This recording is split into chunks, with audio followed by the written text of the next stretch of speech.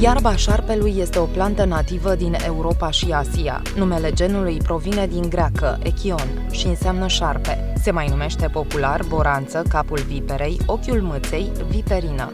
Este o plantă erbacee bianuală și poate fi întâlnită pe terenurile necultivate sau la marginea drumurilor. Iarba șarpelui înflorește din luna mai până la începutul lunii septembrie.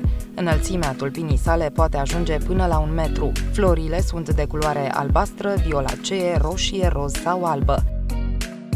Este foarte apreciată de producătorii apicoli, fiind una dintre cele mai bune plante melifere. Planta produce nectar pe tot parcursul zilei, spre deosebire de cele mai multe plante care produc nectar pentru o perioadă scurtă de timp.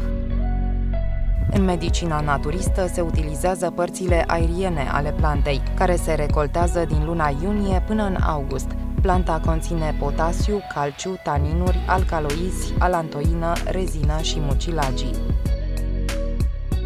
Se utilizează intern sub formă de infuzie, decoct sau pulbere. Planta tratează cu succes dizenteria, diareea și anemiile. Are un efect antibiotic, emolient și antiinflamator. Se recomandă în tuse și infecții respiratorii.